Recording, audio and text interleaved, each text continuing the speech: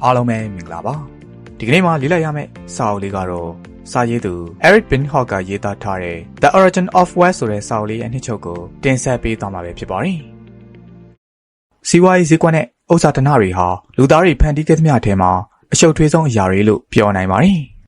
်ဒီစာအုပ်ကစီးပွားရေးပညာရဲ့အရေးကြီးဆုံးနဲ့ရှေးအကျဆုံးမေးခွန်းတွေဖြစ်တဲ့ဥစ္စာဓနဆိုတာဘာလဲဥစ္စာဓနတွေကိုဘယ်လိုဖန်တီးကြသလဲဥစ္စာဓနနဲ့ကြွယ်ဝမှုတွေဟာဘယ်လိုတိုးပွားလာသလဲအစရှိတဲ့မေးခွန်းတွေအကြောင်းဖော်ပြထားတဲ့စာအုပ်ဖြစ်ပါတယ်ဒီစာအုပ်ရဲ့စာရေးသူ Eric Bin Hogger ဟာတခါတုန်းကကင်ညာနိုင်ငံရဲ့ဂျေလက်ဒေသတစ်ခုကိုလေ့လာရေးသွားရောက်ခဲ့ပူပါတယ်အဲ့ဒီဒေသကိုရောက်တဲ့အခါကျွဲနွားတွေမွေးပြီးအသက်မွေးကြတဲ့မက်ဆိုင်လူမျိုးစုဝင်တိုင်းရင်းသားတဦးကစာရေးသူကိုမင်းမကျွဲနွားတလိษံပိုင်ဆိုင်မှုဘယ်နှကောင်ရှိသလဲလို့မေးပါတယ် Bin Hogger ကလည်းတကောင်မှမရှိပါဘူးလို့ပြန်ဖြေပါတယ်စာရေးသူရဲ့အဖြေကိုကြားလိုက်ရချိန်မှာအဲဒီလူဟာတော်တော်ကိုစိတ်ရှုပ်သွားတဲ့ပုံပါပဲကျွဲနွားတကောင်မှမရှိတဲ့တနာစရာဆင်းရဲသားတစ်ယောက်ဟာဘလို့လုပ်ပြီးဈေးကြီးတဲ့ကင်မရာနဲ့ကဘာပတ်နေနိုင်တာလဲဆိုတာကိုစဉ်းစားမရဖြစ်သွားဟန်တူပါတယ်နောက်ပိုင်းမှာတော့မိသားစုအကြောင်းပြောကြရင်လည်းသူ့ဦးလေးတစ်ယောက်မှာကျွဲနွားတွေအများကြီးရှိကြောင်း Bin Hogger ကပြောပြလိုက်ပါတယ်အဲဒီတော့မှတိုင်းရင်းသားဟာစာရေးသူရဲ့ဦးလေးချမ်းသာလို့အခုလိုခီးသွားနိုင်တာဖြစ်မယ်လို့တွေးပြီးတော့ကျေနပ်လက်ခံသွားပါတယ်ဒီဖြစ်ရကြောင့်လူတွေမှာဥစ္စာဓနကိုအတိတ်ပဲဖွင့်ပုံချင်းမတူညီကြဘူးဆိုတာကို Bin Hogger အနေနဲ့တတိထားမိလိုက်ပါတယ်မက်ဆိုင်လူမျိုးစုတွေကဥစ္စာဓနကိုကျွဲနွားတလိษံပိုင်ဆိုင်မှုနဲ့တိုင်တာကြပါတယ်တခြားလူတွေကတော့ဒေါ်လာယူရိုစတာလင်ပေါင်အစရှိတဲ့ငွေကြေးတွေနဲ့ဥစ္စာဓနကိုတိုင်တာကြပါတယ်လူအဖွဲ့အစည်းရဲ့အစောပိုင်းကာလတွေမှာတော့ကမာကွန်စားတကြားဆေးရွက်ကြီးအစရှိတဲ့ပစ္စည်းတွေနဲ့ဥစ္စာဓနကိုတိုင်တာကြပြန်ပါတယ်ဘယ်လိုပဲဖြစ်ဖြစ်ဒီတိုင်တာမှုတွေအားလုံးဟာရုပ်ဝတ္ထုပစ္စည်းနဲ့ငွေကြေးပမာဏတွေပေါ်မူတည်ပြီးတော့သာတိုင်တာကြတာကိုတွေ့ရပါလိမ့်မယ်ဒါပေမဲ့ဥစ္စာဓနကိုစီးပွားရေးရဲ့ရှုပ်ထွေးမှု economic complexity နဲ့မတူကွဲပြားမှု diversity တွေပေါ်မူတည်ပြီးတော့လဲတိုင်တာနိုင်တယ်လို့စာရေးသူ Bin Hogger ကထောက်ပြထားပါတယ်ဥပမာအားဖြင့်ဘရာဇီးနဲ့ဗင်နီဇွဲလားနယ်စပ်ကယာနိုမာမိုလို့ခေါ်တဲ့လူရိုင်းမျိုးနွယ်စုတွေမှာလူတစ်ယောက်တစ်နှစ်ဝင်ငွေဟာဒေါ်လာ90လောက်သာရှိပါတယ်နယူးယောက်မြို့ကလူတစ်ယောက်ကတော့2000ခုနှစ်မှာဆိုရင်တစ်နှစ်ဝင်ငွေဒေါ်လာ36,000လောက်ရှိပါတယ်ဒါကြောင့်ပမာဏချင်းရှင်ရင်နယူးယောက်မြို့သားတွေဟာယာနိုမာမိုတွေထက်အဆ400လောက်ထိဝင်ငွေပိုများတယ်ဆိုတဲ့အတိတ်ပဲပါ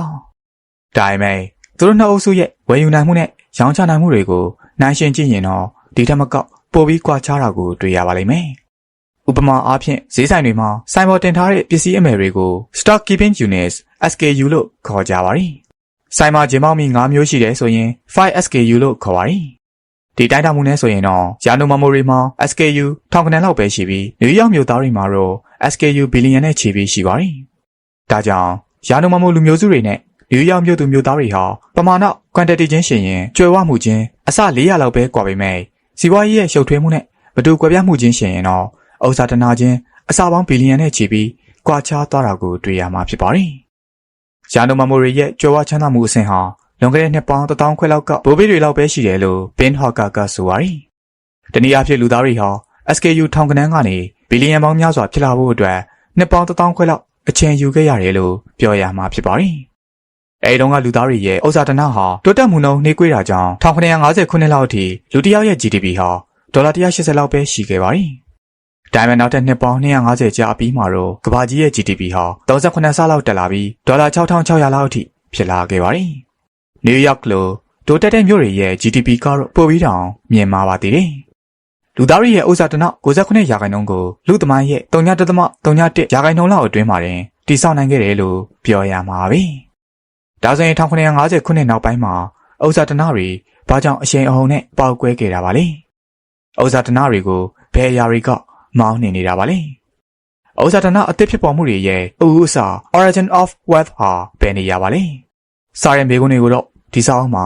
အဖြေရှာနိုင်မှာဖြစ်ပါတယ်။ဒီစာအုပ်ဟာစီးပွားရေးရဲ့သမိုင်းကြောင်းကိုအသေးစိတ်လေ့လာပြီးဥစ္စာဓနတွေဖြစ်ပေါ်စေတဲ့တနည်းအားဖြင့်ရှုပ်ထွေးတဲ့စီးပွားရေးလောကကြီးကိုမောင်းနှင်နေတဲ့တွန်းအားတွေကိုဖော်ပြထားတဲ့စာအုပ်တစ်အုပ်လည်းဖြစ်ပါတယ်။ဒီစာအုပ်ရဲ့စာရေးသူ Eric Bin Hogger ဟာစီးပွားရေးအတွေးခေါ်ဆိုင်ရာပါမောက္ခတစ်ယောက်ဖြစ်ပြီး McKinsey Company ရဲ့ပါတနာတူဦးဖြစ်တယ်လို့စွန့်ဦးတင်ထွင်စီးပွားရေးသမားတူဦးလည်းပဲဖြစ်ပါတယ်။သူဟာ Harvard, MIT နဲ့ Santa Fe တက္ကသိုလ်တွေမှာရှုပ်ထွေးတဲ့စီးပွားရေးဈေးကွက်တွေအကြောင်းသူတည်တနာပြုလုပ်ဆောင်ရွက်နေသူတူဦးလည်းပဲဖြစ်ပါတယ်။ The Origin of Wealth စာအုပ်ရဲ့အနှစ်ချုပ်မှတ်စုကိုတော့အပါအတိုင်းအခန်း3ခန်းခွဲခြားဖော်ပြသွားမှာဖြစ်ပါတယ်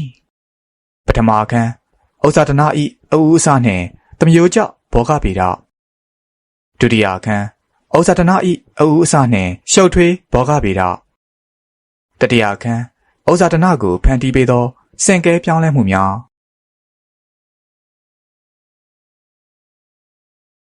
အခန်း1ဩဇာတနာဤအဦးအစနှင့်တမျိုးကျဘောဂဗေဒပြီးခဲ့တဲ့ဆယ်စုနှစ်တွေမှာစီးပွားရေးပညာရှင်တွေအပေါ်လူထုရဲ့ယုံကြည်မှုတဖြည်းဖြည်းကျဆင်းလာပါတယ်။ပြည်ထောင်မှာလုပ်ခဲ့တဲ့စစ်တမ်းကောက်ယူမှုတစ်ခုအရလူတွေဟာနိုင်ငံရေးသမားတွေကိုယုံကြည်မှုအနည်းဆုံးဖြစ်ပြီးစီးပွားရေးပညာရှင်တွေကိုတော့ဒုတိယယုံကြည်မှုအနည်းဆုံးဖြစ်တယ်လို့သိရပါတယ်။ Good Economics for Hard Times စာအုပ်မှာတော့ဒီလိုဖြစ်ရခြင်းဟာစီးပွားရေးပညာရှင်အတူအယောင်တွေကမီဒီယာတွေမှာကိုယ်ပုံရိပ်ကိုဖျက်ဆီးနေကြလို့ဖြစ်တယ်လို့ရှင်းပြထားပါတယ်။ဒါပေမဲ့ဒီစာအုပ်ရဲ့စာရေးသူ Ben Hocker ကတော့စီးပွားရေးပညာရှင်တွေကိုလူတွေမယုံကြည်ရခြင်းဟာတမျိုးကျဘောဂဗေဒ theory တွေရဲ့မှားယွင်းတဲ့အယူဆတွေကြောင့်ဖြစ်တယ်လို့ဆိုထားပါတယ်။ဒီ theory တွေဟာစိတ်ကူးနဲ့တွက်ချက်ထားတဲ့ပုံစံတွေသာဖြစ်ပြီးတကယ်လက်တွေ့စီးပွားရေးလောကကိုတော့ရှင်းပြနိုင်စွမ်းမရှိပါဘူး။ဒါဆိုရင်တမျိုးကျဘောဂဗေဒပညာရပ်ဟာဒီစာအုပ်ရဲ့အဓိကမေးခွန်းဖြစ်တဲ့ဩဇာတနာရဲ့အစာ origin of wealth ကိုရောအဖြေထုတ်ပေးနိုင်စွမ်းရှိပါသလား။ဒီအတွက်အဖြေကလည်း no ပါပဲ။တကယ်တော့စီးပွားရေးပညာရပ်ရဲ့တမန်တလျှောက်မှာဩဇာတနာဖြစ်ပေါ်ပုံကိုအဖြေရှာဖို့အတွက်ဤမျိုးစုံနဲ့စ조사ခဲ့ကြဘူးပါတယ်။ဒါပေမဲ့ဒီပညာရှင်တွေအားလုံးဟာ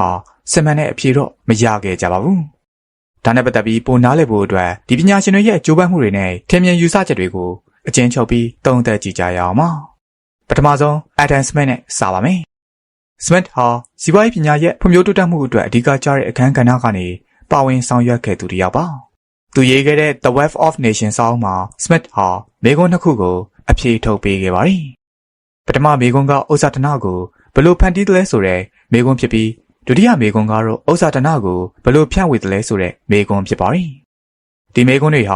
ာနောက်နှစ်ပေါင်း300လောက်အထိစီးပွားရေးပညာရှင်တွေဆက်လက်အဖြေရှာနေကြဆဲဖြစ်တဲ့မေးခွန်းတွေလည်းဖြစ်ပါတယ်။ Smith ရဲ့အဆိုအရဩဇာတနာနဲ့စီးပွားရေးကဏ္ဍတို့ရဲ့တန်ဖိုးဟာလူသားတွေရဲ့လှုပ်အားကြောင့်မြင့်တက်လာတယ်လို့သိရပါတယ်။လူတွေဟာသူတို့ရဲ့လှုပ်အားတွေနဲ့ပတ်ဝန်းကျင်မှာရှိတဲ့ကုန်ကျန်းတွေကိုသုံးပြီးလူသားတွေလိုအပ်တဲ့ကုန်ကြောပစ္စည်းတွေအဖြစ်ပြောင်းလဲနိုင်အောင်စ조사ကြပါတယ်။ဒါကြောင့်လှုပ်အားနှုန်းတိုးတက်လာခြင်းဟာဩဇာတနမြင့်တက်လာခြင်းရဲ့လှုပ်ဝက်ချက်ဖြစ်တယ်လို့ Smith ကယူဆခြင်းဖြစ်ပါတယ်။ဥပမာအားဖြင့်အိုးလုပ်သူတစ်ယောက်ဟာတနာရီတွင်းမှာလုံနိုင်တဲ့အိုးအရေအတွက်များလာလေပိုချမ်းသာလာလေပါပဲ။ဒီလိုလှုပ်အားနှုန်းတက်လာအောင်စ조사တဲ့နေရာမှာလဲလှုပ်သားတွေကိုတာဝန်ကိုယ်စီခွဲပြီးလုပ်ကန်စီတဲ့နည်းကထိရောက်မှုရှိတာကိုတွေ့ရပါတယ်။ဥပမာအားဖြင့်ပင်အပ်ထုတ်လုပ်တဲ့စက်ရုံတစ်ခုမှာလူတစ်ယောက်တည်းကအလုပ်အလုံးကိုလုပ်မယ်ဆိုရင်တစ်နေ့ကိုပင်အပ်အချောင်း20ပဲထွက်ပါတယ်။ဒါပေမဲ့အသီးသီးတာဝန်တွေခွဲပြီးတော့လုပ်ကိုင်မယ်ဆိုရင်တော့လူတစ်ယောက်ဟာတစ်နေ့ကိုပင်အပ်အချောင်း48,000လောက်ထိထုတ်လုပ်နိုင်စွမ်းရှိတာကိုတွေ့ရပါလိမ့်မယ်။ဒါဟာတာဝန်ခွဲဝေလုပ်ကိုင်ခြင်းကြောင့်လုပ်အားနှုန်းအစမတန်တိုးတက်လာမှုပါပဲ။ခြုံပြောရရင်တော့လုပ်အားနှုန်းတက်လာရင်ဩဇာတနတွေလည်းတိုးတက်လာမယ်လို့ Smith ကယူဆခဲ့တာဖြစ်ပါတယ်။ Smith မရှိတော့တဲ့နောက်ပိုင်းမှာတော့စီးပွားရေးပညာရှင်တွေဟာဩဇာတနဖန်တီးပုံကိုသိကူးမဆိုင်ကြတော့ပဲဩဇာတနဖြန့်ဝေပုံကိုသာကာလရှည်ကြာအထူးပြုလေ့လာခဲ့ကြတာကိုတွေ့ရပါတယ်။ဒီပညာရှင်တွေအားလုံးကလောကကြီးမှာလူတွေလိုအပ်တဲ့ကုန်ပစ္စည်းတွေနဲ့ပြည့်နှက်နေပြီလို့ယူဆကြတာကြောင့်ရှိပြီးသားအရင်းအမြစ်နဲ့ဩဇာတနတွေကိုဖြန့်ဝေဖို့အတွက်သာလေ့လာခဲ့ကြတာဖြစ်ပါတယ်။သူတို့ဟာမမြင်နိုင်တဲ့လက် invisible hand လို့ခေါ်တဲ့ဈေးကွက်အကြောင်းကိုတော့သဘောပေါက်ခဲ့ကြပါတယ်။ဩဇာတနဖြန့်ဝေမှုကိုလူတူတယောက်သို့မဟုတ်အဖွဲ့အစည်းတစ်ခုခုကပြုလုပ်ပေးနေတာမဟုတ်ပါဘူး။ဈေးကွက်နဲ့ကုန်သွယ်မှုတွေကနေတဆင့်လူအတိုင်းဝိုင်းကိုအထီးရောက်ဆုံးဖြစ်အောင်လုပ်ပေးနိုင်တဲ့နေရာကိုသာဩဇာတနတွေစီစဉ်သွားစေတာပါ။ဒါဟာမှတ်သားတဲ့ဩဇာတနဖြန့်ဝေရေးဆိုင်ရာသဘောတရားတစ်ခုဆိုပေမဲ့ဒီဩဇာတနတွေဖြစ်ပေါ်လာပုံကိုတော့ပညာရှင်တွေကလျှစ်ရှုထားကြစေပါပြီ။ဩဇာတနဖြစ်ပေါ်ပုံကိုမလေးလာကြခြင်းရဲ့နောက်ထပ်အကြောင်းရင်းတစ်ခုကတော့တမယိုကျဘောဂဗေဒပညာရပ်ရဲ့အခြေခံအယူအဆတွေကဟန်တာနှောက်ယှက်နေလို့ဖြစ်ပါတယ်။တမယိုကျစီးပွားရေးအတွေးခေါ်မှာစီးပွားရေးဈေးကွက်တစ်ခုလုံးဟာအလုံးပိတ်ထားတဲ့မျှခြေစနစ် closed equilibrium system နဲ့လဲပတ်နေတာဖြစ်တယ်လို့ယူဆထားပါတယ်။ဆိုလိုတာကတော့ကွန်ပျူတာတစ်ခုရဲ့ဝယ်လိုအားနဲ့ရောင်းလိုအားဟာတစ်ချိန်ချိန်မှာဟန်ချက်ညီပြီးတည်ငြိမ်သွားမယ်ဆိုတဲ့သဘောဖြစ်ပါတယ်။ဥပမာအားဖြင့်ပကံလုံးထဲကိုဘောလုံးတစ်လုံးပစ်ထည့်လိုက်ရင်အစာပိုင်းမှာပကံလုံးပက်ပက်လေကိုပြေးနေမှာဖြစ်ပေမဲ့နောက်ဆုံးမှာတော့ပကံလုံးအောက်ခြေမှာငြိမ်သွားပါတယ်။အလားတူပဲကွန်ပျူတာတစ်ခုရဲ့ဝယ်လိုအားရောင်းလိုအားနဲ့ဈေးနှုန်းတွေဟာအစာပိုင်းမှာအတိုးအဆုပ်ရှိနိုင်ပေမဲ့နောက်ဆုံးတစ်ချိန်မှာတော့ဟန်ချက်ညီသွားပြီးဈေးကွက်တည်ငြိမ်သွားလိမ့်မယ်လို့ပညာရှင်တွေကယူဆလိုက်ကြတာပါ ဒီအယူအဆကမှန်တယ်လို့ရှိပေမဲ့ဒီလိုသာဝယ်လို့အားရောင်းလို့အားတွေအမြဲညီမျှနေမယ်ဆိုရင်လောကကြီးကိုဥစ္စာဒနာအသစ်တွေဘယ်ကနေထက်ရောက်လာတယ်လဲဆိုတဲ့မေးခွန်းကိုတော့ဖြေနိုင်စွမ်းမရှိတော့ပါဘူး။ Equilibrium အယူအဆမှာစနစ်တစ်ခုရဲ့စုစုပေါင်းဥစ္စာဒနာပမာဏဟာပုံသေးဖြစ်တာကြောင့်အသစ်ဖြစ်ဖို့မရှိဘဲရှိပြီးသားဥစ္စာဒနာတွေတော့တဏှာကနေနောက်တဏှာကိုကူးပြောင်းသွားတယ်လို့ယူဆပါတယ်။ဒါကြောင့်ဒီအယူအဆဟာဥစ္စာဒနာတွေရဲ့အဦးအဆကိုရောဥစ္စာဒနာအသစ်ဖြစ်ပေါ်ပုံကိုပါရှင်းမပြနိုင်ပါဘူး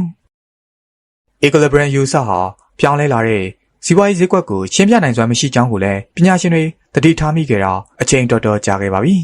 ။ပညာရှင်တွေဟာသူတို့ရဲ့အလုံးပိတ် Equilibrium theory နဲ့တကယ်လက်တွေ့ကြားမှာတရားထုံးနိုင်ဖို့အတွက်ကင်းရှင်းအချက်လက်တချို့ကိုမိတ်ဆက်ပေးခဲ့ကြပါတယ်။ဥပမာအားဖြင့်စားသုံးသူတွေရဲ့အလိုဆန္ဒပြောင်းလဲမှု၊ဤပညာအသစ်တည်ထွင်မှုအစိုးရရဲ့ဆောင်ရွက်ချက်ရာသီဥတုအစရှိတဲ့အချက်လက်တွေပါ။ဒီအချက်လက်တွေဟာဈေးကွက်မတည်ငြိမ်မှုစတော့ရှယ်ယာဈေးကွက်ပျက်စီးမှုတွေဖြစ်ပေါ်စေပြီး Equilibrium စနစ်ကိုအပြောင်းလဲဖြစ်စေတယ်လို့ပညာရှင်တွေကထပ်တိုးယူဆခဲ့ကြပါတယ်။ဒါပေမဲ့စီးပွားရေးဈေးကွက်ဟာဒီပညာရှင်တွေပြောသလိုတကယ်ပဲ Equilibrium စနစ်ဟုတ်ပါရဲ့လား။ Equilibrium အယူအဆကို19ရာစုနှစ်လောက်မှာစီးပွားရေးပညာရှင် Leon Vellehus ကမိတ်ဆက်ပေးခဲ့တာဖြစ်ပါတယ်။ Equilibrium အယူအဆဟာဇီဝဗေဒနယ်ပယ်ကနေငှားသုံးထားတဲ့သဘောတရားတစ်ခုဖြစ်ပြီးတိတိကျကျပြောရရင်တော့ The First Law of Thermodynamics ဆိုတဲ့ဥပဒေသကိုအခြေခံထားတာပါ။ဒီဥပဒေသကလောကကြီးမှာစွမ်းအင် energy ဟာ equilibrium လို့ခေါ်တဲ့မျှခြေတစ်ခုမှာပုံသေးရှိနေတာကြောင့်ဖန်တီးလို့လည်းမရဖျက်ဆီးလို့လည်းမရပဲတဏှာကနေတဏှာကိုသာကူးပြောင်းနိုင်တယ်လို့ဆိုထားပါတယ်။ Vellehus ကအဲ့ဒီ theory ကိုအခြေခံပြီးစီးပွားရေးမှာလည်းဥစ္စာဒနာတွေဟာတိုးတက်မှုမရှိနိုင်တော့ပဲကုန်သွယ်မှုကနေတဆင့်သာတဏှာနဲ့တဏှာကူးပြောင်းတယ်လို့ယူဆခဲ့တာပါ။ဒါဟာသမယိုးကျဘောကဗေဒ traditional economics ရဲ့အယူအဆလည်းပဲဖြစ်ပါတယ်။ ဒါပေမဲ့ Vellehus မရှိတော့တဲ့နောက်ပိုင်းမှာ The Second Law of Thermodynamics ဆိုတဲ့နောက်ထပ်ဥပဒေသတစ်ခုပေါ်လာပါတယ်။ဒီဥပဒေသအရစွမ်းအင်စနစ်ထဲမှာ entropy လို့ခေါ်တဲ့ကမောက်ကမမဖြစ်မှုနဲ့မတည်ငြိမ်မှုတွေပေါင်းများစွာတည်ရှိနေတာကိုသိရှိလာခဲ့ပါတယ်။ဒါကြောင့်ဒုတိယဥပဒေသ The Second Law ကသာမြန်မာခေတ်စီးပွားရေးလောကနဲ့ပိုကန့်ညီမှုရှိလိမ့်မယ်လို့ရှုပ်ထွေးဘောကဗေဒ Complexity Economics ပညာရပ်ကပြန်လည်ညှင်းချက်ထုတ်ထားခြင်းဖြစ်ပါတယ်။ဒီနေရာမှာယူပဗေဒရဲ့ Thermodynamics theory တွေနဲ့စီးပွားရေးစနစ်နဲ့ဘာဆိုင်လို့လဲဆိုပြီးစာဖတ်သူတွေအနေနဲ့မေးကောင်းမေးနိုင်ပါတယ်။ဒါပေမဲ့ Complexity Economics ပညာရပ်အရာစီးပွားရေးစနစ်ဟာလည်းယူပဗေဒလိုပဲဓာတ်ဝတ္ထုစွမ်းအင်နဲ့သတင်းအချက်အလက်တွေကိုအသုံးပြုပြီးလဲပတ်နေတာဖြစ်တဲ့အတွက်ယူပဗေဒ theory တွေကိုလိုက်နာနိုင်တယ်လို့ဖော်ပြပါတယ်။ဥပမာအားဖြင့်ရေခဲတောင်တွေအရေးပြောတာတန်ကြေးတက်တာအိမ်တွေညစ်ပတ်လာတာအစရှိတဲ့နေစဉ်ဘဝရဲ့ယိုယင်းပျက်စီးမှုတွေဟာ The Second Law of Thermodynamics မှာပြောခဲ့တဲ့ကမောက်ကမဖြစ်မှုနဲ့ပဋိဉာဉ်မှုသဘောတွေကိုထင်ဟပ်နေပါတယ်။အလားတူပဲစီးပွားရေးကဏ္ဍဟာလည်းအလုံးပိတ်စနစ်လို့ဘယ်လောက်ပဲပြောမတည်ငြိမ်မှုတွေကတော့ရှိနေစမြဲပါပဲ။ဆိုလိုတာကတော့စီးပွားရေးဈေးကွက်ဟာပုံတံနဲ့တိဆောက်ပုံတွေအတေးအကျမရှိပဲစနစ်ကြီးတစ်ခုလုံးပျက်စီးသွားမှသာငြိမ်သက်သွားနိုင်မယ်လို့ပြောရမှာဖြစ်ပါတယ်။တကယ်လို့မငြိမ်သက်မှုတွေကိုပြန်ထိန်းချင်တယ်ဆိုရင်ဒီစနစ်ထဲကိုနောက်ထပ်စွမ်းအင်တွေထပ်ထည့်ပေးဖို့လိုပါတယ်။စနစ်တစ်ခုဟာအလုံးပိတ်မဟုတ်ပဲစွမ်းအင်တွေစဉ်ဆက်မပြတ်ထပ်ထည့်ပေးနိုင်မှသာတည်ငြိမ်မှုနဲ့ဖွံ့ဖြိုးတိုးတက်မှုတွေရှိလာနိုင်တာပါ။ဥပမာအားဖြင့်ကိုယ်အိမ်မှာသုံးလိုက်တဲ့စွမ်းအင်ပမာဏအတွက်နောက်ထပ်စွမ်းအင်တွေထပ်ဖြည့်ပေးဖို့လိုပါတယ်။ပွဲစိတ်တွေဟာလည်းအတိုက်ဆောက်ဖို့သုံးလိုက်တဲ့စွမ်းအင်တွေကိုအစာအာဟာရကနေပြန်လည်ဖြည့်တင်းဖို့လိုပါတယ်။ဒါမှသာစွမ်းအင်စနစ်ဟာတည်တည်ငြိမ်ငြိမ်လည်ပတ်နိုင်မှာပါ။လာတူပဲစီးပွားရေးစနစ်ဟာလည်းဩဇာတနအသစ်တွေဖြစ်ပေါ်နေလို့သာပြိုလဲပျက်စီးမသွားခြင်းဖြစ်ပါတယ်။ဒီအချက်တွေကိုထောက်ဆကြည့်ခြင်းအပြင်စီးပွားရေးစနစ်ဟာအလုံးပိတ် closed equilibrium စနစ်မဟုတ်ဘဲပွင့်လင်းတဲ့ open system တစ်ခုသာဖြစ်ရမယ်လို့စာရေးသူ Ben Hocker ကထောက်ပြထားခြင်းဖြစ်ပါတယ်။အခန်းနဲ့ဩဇာတန၏အဦးအစားနှင့်ရှုပ်ထွေးဘောကဗေဒဒီစာအုပ်ရဲ့ရည်ရွယ်ချက်ကဩဇာတနအသစ်တွေစတင်ဖြစ်ပေါ်လာပုံကိုရှာဖွေဖော်ထုတ်ဖို့ပါ။ဒီရည်ရွယ်ချက်ကိုသမယိုးကျဘောကဗေဒ traditional economics ကမဖြည့်ဆည်းပေးနိုင်ဘူးဆိုတာကိုတော့ရှေ့အခန်းမှာရှင်းပြခဲ့ပြီးပါပြီ။ဒီအခန်းမှာတော့ဩဇာတနရဲ့မူလအစကိုဆွဲထုတ်ပေးနိုင်တဲ့ရှုပ်ထွေးဘောကဗေဒ complexity economics အကြောင်းမိတ်ဆက်ပေးသွားမှာဖြစ်ပါတယ်။ complexity economics ဆိုတာကလူအများစုအတွက်တခါမှမကြားဘူးတဲ့အသစ်ဆန်းတစ်ခုလိုဖြစ်ကောင်းဖြစ်နေနိုင်တာကြောင့်အရင်ဆုံးComplexity Economics ရဲ့အခြေခံရှုထောင့်၃ခုကိုအကြမ်းဖျင်းဖော်ပြပေးသွားပါမယ်။ Complexity Economics ရဲ့ပထမရှုထောင့်ကတော့ irrational agent ဖြစ်ပါတယ်။ဒီနေရာမှာ agent ဆိုတာကစီးပွားရေးဆောင်ရွက်ချက်တွေမှာပါဝင်လှုပ်ဆောင်သူတိုင်းကိုရည်ညွှန်းတာဖြစ်ပြီး irrational ဆိုတာကတော့အဲဒီလူတွေရဲ့ နီလန်မကျတဲ့အပြုတ်မှုတွေကိုရည်ညွှန်းပါတယ်။သမယိုကျဘောဂဗေဒပညာရပ်မှာလူတိုင်းဟာစီးပွားရေးနဲ့ပတ်သက်ရင်နီလန်ကျတွက်ချက်ဆုံးဖြတ်နိုင်တဲ့ rational agent တွေဖြစ်တယ်လို့ယူဆထားပါတယ်။ဥပမာအားဖြင့်ခရမ်းချင်သည်ဝယ်တဲ့ကိစ္စကိုသမယိုကျဘောဂဗေဒအမြင်နဲ့စဉ်းစားကြည့်ပါမယ်။လူတစ်ယောက်ဟာခရမ်းချင်သည်ဝယ်ကနီးမှာဒီခရမ်းချင်သည်အတွက်ပတ်စံသုံးလိုက်ခြင်းဟာအနာဂတ်မှာအကျိုးအမြတ်ရှိပါမလား။အခုချိန်မှာမဝယ်သေးပဲခဏလောက်စောင့်တင်သလားဆိုတာတွေကိုစောင့်ဖြတ်ချက်ချပါရီ။ဆိုလိုတာကတော့စူပါမားကတ်ထဲမှာဒီခရမ်းချင်သည်ရဲ့ဈေးနှုန်းငွေဈေးအတက်ကြနဲ့အနာဂတ်အလားအလာတွေအားလုံးကိုကွန်ပျူတာတစ်လုံးလိုတွက်ချက်မှုတွေလုပ်ပြီးမှခရမ်းချင်သည်ဝယ်ဖို့စောင့်ဖြတ်ချက်ချရဲလို့ယူဆကြတာပါ။ဒီယူဆရဆိုရင်တော့ကမ္ဘာပေါ်ကလူတိုင်းဟာအကျိုးတင်အကြောင်းတင်ဆင်ခြင်တွေးတောပြီးကောက်ချက်ချနိုင်စွမ်း deductive reasoning ကောင်းမွန်တယ်လို့ထင်စရာရှိပါတယ်။ဒါပေမဲ့သိပ္ပံပညာရှင်တွေရဲ့လေ့လာမှုအရတော့လူသားတွေဟာ deductive reasoning ဘိုင်းမှာညံ့ဖျင်းတယ်လို့သိရပြီးဒီစွမ်းရည်မျိုးကိုကွန်ပျူတာတွေမှာတော့ပိုတွေ့ရတယ်လို့ဆိုထားပါတယ်။တကယ်တော့လူသားတွေဟာခြုံငုံကောက်ချက်ချနိုင်စွမ်း inductive reasoning မှာတော့ပိုပြီးကောင်းမွန်ကြပါတယ်။ inductive reasoning ဆိုတာကကိစ္စပေါင်းများစွာရဲ့တူညီတဲ့သဘောတဘာဝတွေကိုရှိပြီးသားအချက်လက်တွေနဲ့ခြုံငုံသုံးသပ်ပြီးအနာဂတ်ရဲ့ပြဿနာအသစ်တွေကိုရင်ဆိုင်ဖြေရှင်းနိုင်စွမ်းဖြစ်ပါတယ်။ဒါကိုကြည့်ခြင်းအပြင်သမယိုကျဘောဂဗေဒရဲ့ rational agent အယူအဆဟာဘယ်လောက်တောင်မှားယွင်းနေတယ်ဆိုတာကိုသဘောပေါက်နိုင်ပါလိမ့်မယ်။စီးပွားရေးလှုပ်ဆောင်ချက်တွေအားလုံးကိုနီးလန်းကြမတွေးတတ်တဲ့တာမန်လူတွေကသာလှုပ်ဆောင်နေကြတာပါ။ဒီလူတွေရဲ့အပြုမှုတွေကိုသူတို့ရဲ့ကိုယ်ပိုင်အတွေ့အကြုံနဲ့ပြင်ပပတ်ဝန်းကျင်တွေကလွှမ်းမိုးထားပါတယ်။နောက်ပြီးတာမန်လူတွေဟာဈေးကွက်အချက်လက်တွေကိုပြပြဝဝနားမလည်နိုင်ကြတဲ့အတွက်ကောင်းမွန်တဲ့နီးဗျူဟာတွေကိုလည်းချမှတ်နိုင်စွမ်းမရှိကြပါဘူး။ Complexity Economics ရဲ့ဒုတိယမြောက်ရှုထောင့်ကတော့ emergent phenomena လို့ခေါ်တဲ့အသစ်ပေါ်ထွန်းမှုဖြစ်စဉ်ပါပဲ။ emergent phenomena ဆိုတာကိုခက်တူတူရှင်းပြရမယ်ဆိုရင်တော့မတူညီတဲ့အစိပ်ပိုင်းနှစ်ခုပေါင်းစပ်ပြီးအဲဒီနှစ်ခုလုံးနဲ့ဇယလက္ခဏာမတူတဲ့နောက်ထပ်အစိပ်ပိုင်းတစ်ခုပေါ်ထွက်လာခြင်းလို့ပြောရမှာဖြစ်ပါတယ်။ဥပမာအားဖြင့်ပွဲစိတ်တွေဟာတကောင်နဲ့ဆိုရင်တိတ်မထူးကြပေမဲ့အကောင်ပေါင်းထောင်တောင်းချီပေါင်းစုမိသွားရင်တော့တောင်တွေကိုဖြတ်ပြီးလမ်းဖောက်တာတကောင်နဲ့တကောင်လုံသွားအောင်ပူးကတ်ချိတ်ဆက်ပြီးမြစ်ကိုဖြတ်ကူးတာမျိုးတွေလိုခက်ခဲရှုပ်ထွေးတဲ့ကျွမ်းကျင်မှုအသစ်တွေဖြစ်ပေါ်လာပါတယ်။ပွဲစိတ်တွေရဲ့အတိုက်တွေဟာလည်းလူပြီးသူကတွေတောင်ရင်သက်ရှူမောရလောက်အောင်လက်ရမြောက်ပြီးအဆင့်မြင့်တာကိုတွေ့ရပါတယ်။ဒါ emergent phenomena ရဲ့ဥပမာတစ်ခုပါပဲ။စီးပွားရေးကိုရေဘူးရအားဖြင့် microeconomics နဲ့ macroeconomics ဆိုပြီးနှစ်မျိုးခွဲနိုင်ပါတယ်။ complexity economics ရဲ့ emergent phenomena theory ဟာ microeconomics နဲ့ macroeconomics တို့ကြားကအကာအရံတွေကိုဖြိုဖျက်နိုင်အောင်လဲစ조사ပေးခဲ့ပါတယ်။ microeconomics မှာကုန်သွယ်မှုအလုပ်ခွဲဝေမှုကုန်ထုတ်လုပ်မှုစားသုံးမှုအပါအဝင်ကိစ္စရပ်တိုင်းကိုသက်ဆိုင်ရာပုဂ္ဂိုလ်တစ်ခုချင်းစီရဲ့ဆုံးဖြတ်ချက်တွေနဲ့လုပ်ကိုင်ဆောင်ရွက်ပါတယ်။ macroeconomics ကတော့ငွေကြေးဖောင်းပွားမှုအလုပ်ကိုင်ရှားပါမှုအစရှိတဲ့ပြဿနာအကြီးစားတွေကိုအထက်အောက်ပုံစံမျိုးနဲ့အဖြေရှာလေးရှိပါတယ်။စီးပွားရေးပညာရပ်မှာ micro နဲ့ macro နှစ်မျိုးလုံးနဲ့ကိုက်ညီမဲ့ theory ရဲ့လို့လဲအခုချိန်ထိမရှိသေးပါဘူး။ microeconomics သမားနဲ့ macroeconomics သမားတွေဟာယထာလမ်းတစ်ခုကိုဟိုဘက်ဆုံးဒီဘက်ဆုံးကနေဆောက်လုပ်ကြတဲ့အင်ဂျင်နီယာအဖွဲ့နှစ်ခုလိုဖြစ်နေပြီးယထာလမ်းနှစ်ခုအလဲမှာလာဆုံးဖို့အခက်အခဲရှိနေကြစေပါပြီ။ဒါပေမဲ့ emergent phenomena theory နဲ့ဆိုရင်တော့မကြခင်မှာအဲ့ဒီအခက်အခဲတွေကိုဖြေရှင်းနိုင်မယ်လို့မျှော်လင့်ရပါတယ်။အခုနောက်ဆုံးအနေနဲ့ complexity economics ရဲ့တတိယမြောက်ရှုထောင့်ဖြစ်တဲ့ dynamic system အကြောင်းဆက်လေ့လာကြည့်ကြရအောင်ပါ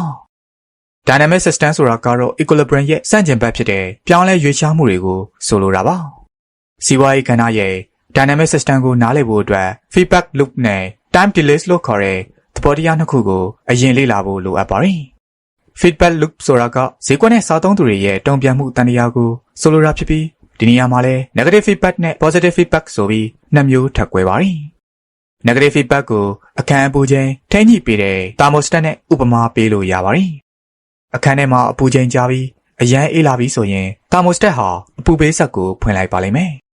တမန်အပူချိန်ထက်ကျော်သွားပြီဆိုရင်တော့အပူပေးစက်ကိုပြန်ပိတ်လိုက်မှာဖြစ်ပါတယ်။ဒီဖြစ်စဉ်မှာတုံ့ပြန်မှုတစ်ခုခုရတိုင်းငကိုအခြေအနေထက်ပိုလျော့ကျသွားအောင်ထိန်းချုပ်ပေးတာကြောင့် negative feedback စနစ်လို့ခေါ်ပါတယ်။အလားတူပဲစီးပွားရေးကဏ္ဍဟာလည်း negative feedback နဲ့လဲပတ်နေတာဖြစ်ပြီးဈေးနှုန်း price ဟာ thermostat တစ်ခုလိုဈေးကွက်ကိုထိန်းချောင်းပေးနေတယ်လို့ traditional economics ကယူဆပါတယ်။ဆိုလိုတာကတော့ကုန်ပစ္စည်းတစ်ခုဟာရောင်းလိုအားအရန်များလာတဲ့အခါမှာဝယ်လိုအားနည်းပြီးဈေးပြန်ကျသွားမှဖြစ်တဲ့အတွက်ဈေးကွက်ဟာ equilibrium အဆင့်မှာအမြဲတည်ငြိမ်နေလိမ့်မယ်ဆိုတဲ့အဓိပ္ပာယ်ဖြစ်ပါတယ်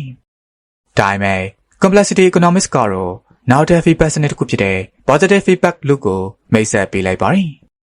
positive feedback စနစ်မှာတော့တုံ့ပြန်မှုပေးလ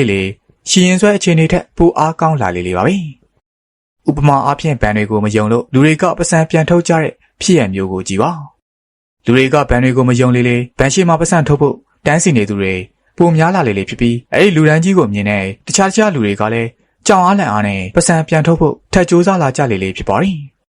ဒီဖြစ်စဉ်မှာလူတစ်ယောက်ရဲ့တုံ့ပြန်မှုဟာအခြေအနေတင်းမာမှုကိုရော့ကျမသွားစေပဲပိုပြီးတိုးလာစေတာကြောင့် positive feedback လို့သတ်မှတ်နိုင်ပါတယ်ဒီလို positive feedback မျိုးတွေကိုစီးပွားပြက်ကတ်တွေနဲ့ဈေးကွက်ပျက်စီးချိန်တွေမှာတွေ့ရလေရှိပါတယ်နောက်တစ်ချက်ကတော့ time delay လို့ခေါ်တဲ့အချိန်နှောင့်နှေးကြန့်ကြာမှုတွေပါဥပမာအားဖြင့်စီးပွားရေးနယ်ပယ်တစ်ခုမှာကုန်ထုတ်လုပ်သူကုန်စည်ဖြန့်ဖြူးသူလက်ကားရောင်းချသူလက်လီရောင်းချသူစသဖြင့်အလွှာအသီးသီးရှိပါတယ် customer ရဲ့တောင်းဆိုမှုနဲ့သတင်းအချက်လက်တွေဟာလည်းဈေးကွက်တွေကနေတဆင့်ထုတ်လုပ်သူထံကိုအဆင့်ဆင့်ပြန်သွားရပါတယ်ဒါကြောင့်ကုန်ပစ္စည်းကိုထုတ်လုပ်နေချိန်နဲ့ဈေးကွက်တွေကနေသတင်းပြန်ရချိန်ကြားမှာနှောင့်နှေးကြန့်ကြာမှုတွေရှိနေပါတယ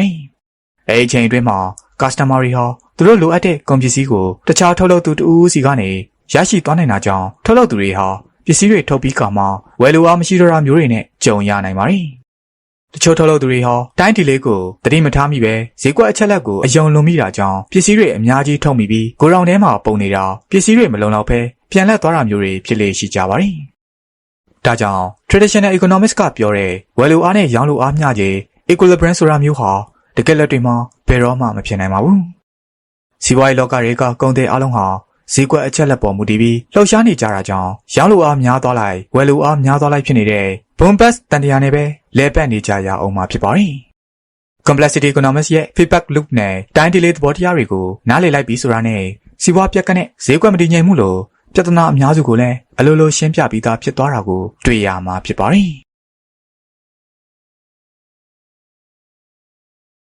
အခန်း 3 ဩဇာတနကိုဖန်တီးပေးသောစင်ကဲပြောင်းလဲမှုများရှေ့ခန်းမှာ complexity economics ရဲ့အခြေခံသဘောတရားတွေကိုလေ့လာခဲ့ပြီးဖြစ်တဲ့အတွက်အခုနောက်ဆုံးအနေနဲ့ complexity economics ကဩဇာတနရဲ့မူလဗုဒ္ဓ origin of wealth ကိုဘယ်လိုရှင်းပြနိုင်မလဲဆိုတာကိုဆက်လေ့လာကြည့်ကြရအောင်ပါ complexity economics မှာတော့ဩဇာတနတွေဟာဖန်တီးမှုကြောင့်ဖြစ်လာတာမဟုတ်ဘဲစင်ကဲပြောင်းလဲမှု evolution ကနေတဆင့်ဖြစ်ပေါ်လာတယ်လို့ယုံကြည်ထားပါတယ်ဒီနေရာမှာပြောတဲ့စင်ကဲပြောင်းလဲမှုဆိုတာကဇီဝဗေဒပညာရဲ့သဘာဝအတိုင်းစင်ကဲပြောင်းလဲမှုမျိုးကိုဆိုလိုတာမဟုတ်ဘဲတီထွင်ဖန်တီးမှု innovation တွေစမ်းသပ်မှုနဲ့အမှားပြင်ဆင်မှု trial and error တွေကနေတဆင့်တိုးတက်ပြောင်းလဲလာတာမျိုးကိုဆိုလိုတာပါစင်ကဲပြောင်းလဲမှုဟာပြဿနာတစ်ခုခုကိုအဖြေရှာဖို့အတွက်အထူးရောက်ဆုံးနည်းလမ်းဖြစ်တယ်လို့လည်းစာရေးသူကဆိုပါတယ်ဒါနဲ့ပတ်သက်ပြီးလီဂိုလို့ခေါ်တဲ့အယုတ်ဆက်ဘလောက်တုံးလေးနဲ့ဥပမာပေးပြီးရှင်းပြပါမယ်လီဂိုဘလောက်တုံးလေးတွေဟာရိုးရှင်းတယ်ဆိုပေမဲ့စုပေါင်းလိုက်ရင်တော့စိတ်ဝင်စားစရာကောင်းပြီးရှုပ်ထွေးတဲ့ဒီဇိုင်းတွေကိုတိစောက်နိုင်စွမ်းရှိပါတယ်အတုံး900ပါတဲ့လီဂိုဘလောက်တုံးတစ်စုံဟာ theory အရဒီဇိုင်းပေါင်း1120လောက်ထိဖန်တီးနိုင်ခြေရှိတယ်လို့ဆိုပါတယ်တကယ်လို့အဲ့ဒီဖြစ်နိုင်သမျှဒီဇိုင်းအားလုံးကိုစုစည်းပြီးလမ်းညွှန်စာအုပ်တစ်ခုရေးဆွဲထားလိုက်မယ်ဆိုကြပါစို့အဲ့ဒီလမ်းညွှန်တွေကိုကြည့်လိုက်မယ်ဆိုရင်ပုံအများစုဟာ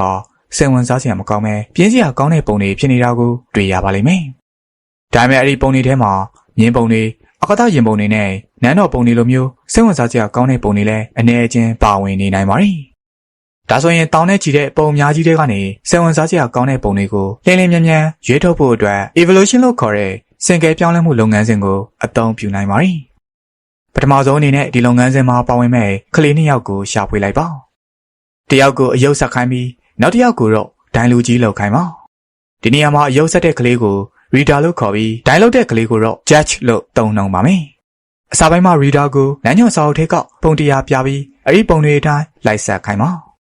ပြီးရင်အယုတ်တွေကိုနှစ်ပိုင်းစီခွာထုတ်လိုက်ပြီးဒီဘက်အယုတ်ကအပိုင်းစားနဲ့ဟိုဘက်အယုတ်ကအပိုင်းစားတွေပေါင်းပြီးဒီဇိုင်းသစ်တွေဖန်တီးခိုင်းပါအဲဒီအချိန်မှာပုံစံသစ်မျိုးစုံထပ်ထွက်လာကြမှာဖြစ်ပြီးဒီပုံစံတွေကိုဒိုင်လူကြီးကအမှတ်ပေးပါအမှတ်အများဆုံးရတဲ့ဒီဇိုင်းတွေကိုနောက်တစ်ချိန်ထပ်မံပေါင်းစပ်ခိုင်းပြီးအမှတ်အနည်းဆုံးဒီဇိုင်းတွေကိုတော့ဖယ်ထုတ်ပစ်လိုက်ပါဒီလုပ်ငန်းစဉ်ကိုအကျဉ်းရေးဒါဇင်နဲ့ချီပြီးထပ်ခါပြုလုပ်ပြီးတဲ့နောက်မှာတော့နောက်ထပ်စိတ်ဝင်စားစရာကောင်းတဲ့ဒီဇိုင်းသစ်ပေါင်းများစွာစင်ကယ်ဖြစ်ပေါ်လာတာကိုတွေ့ရပါလိမ့်မယ်ဒီနီလန်ဟာဒီဇိုင်းလမ်းညွှန်စာအုပ်ထဲကပုံပေါင်းတောင်းချီကိုထိုင်ရွေးနေတာထက်အများကြီးပိုမြန်တဲ့နီလန်ဖြစ်ပါတယ်ဒါဟာတရေပြောင်းမှု mutation ရွေးချယ်မှု selection ပုံတူပွားမှု replication ဆိုတဲ့စင်ကယ်ပြောင်းလဲမှုလုပ်ငန်းစဉ်တွေနဲ့အတူတူပါပဲ အလားတူပဲဥစ္စာတနတွေကလည်းစင်ကဲပြောင်းလဲမှုကနေတဆင့်တိုးပွားလာကြတာဖြစ်တယ်လို့ Complexity Economics ပညာရပ်ကရှင်းလင်းဖော်ပြထားပါတယ်။ဥစ္စာတနတွေတိုးပွားများပြားလာအောင်မောင်းနေကြတဲ့တွန်းအား၃မျိုးရှိပါတယ်။အဲဒါတွေကတော့ Physical Technology,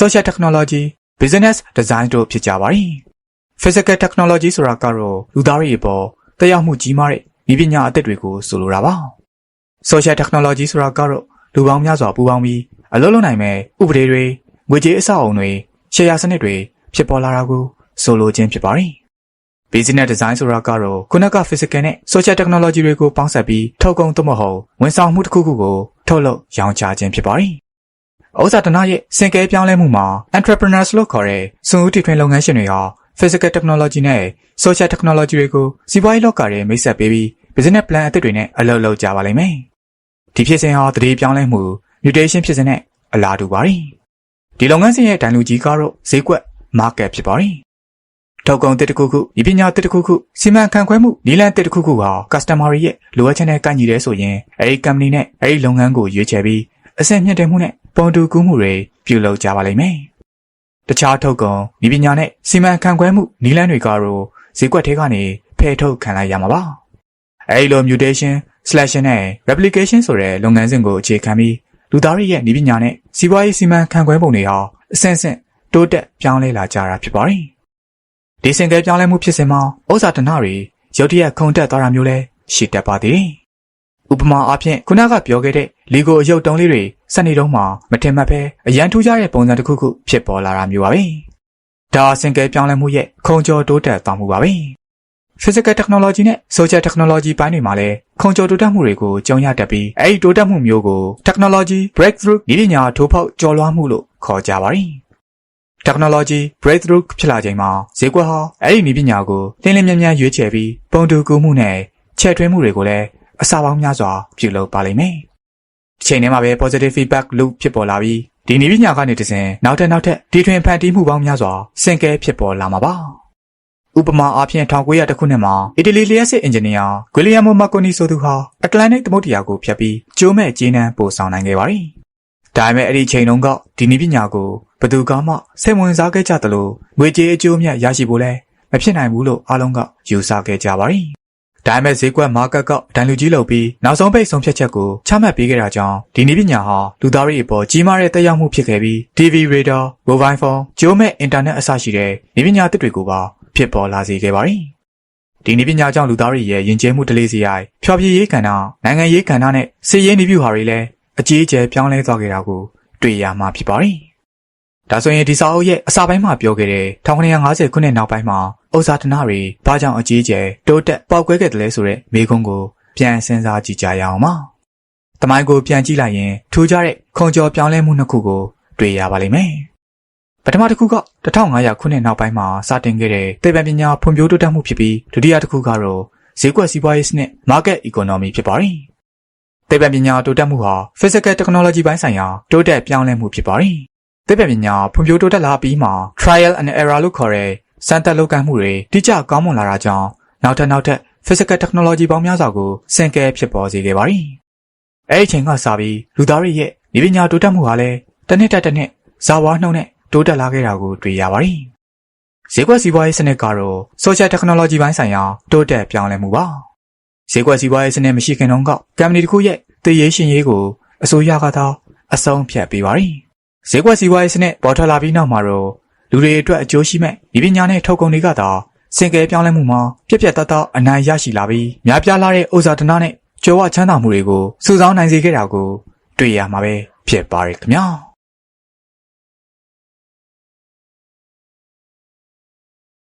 မိကောကြောင့်အနေနဲ့ပြောရမယ်ဆိုရင်တော့ The Origin of Web စာအုပ်ရဲ့အနှစ်ချုပ်မှတ်စုကိုတော့ဖတ်ရှုလေ့လာခဲ့ကြပြီးပါပြ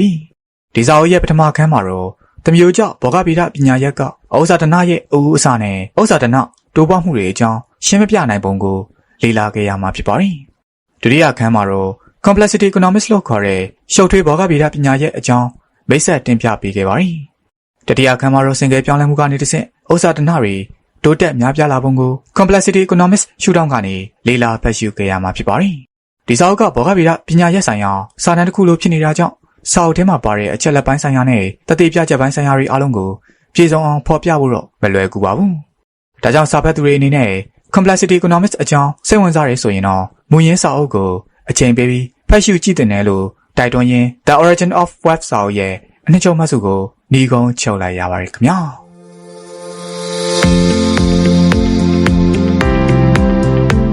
Eric Bin Hawker ရေးသားထားတဲ့ The Origin of Web စာအုပ်ရဲ့အနှစ်ချုပ်မှတ်စုကိုတော့ဒီမှာရင်ရနာခွင့်ပြုပါခင်ဗျာ။အားပေးကြတဲ့ပရိသတ်များအားလုံးရှင်လန်းချမ်းမြေ့ကြပါစေခင်ဗျာ။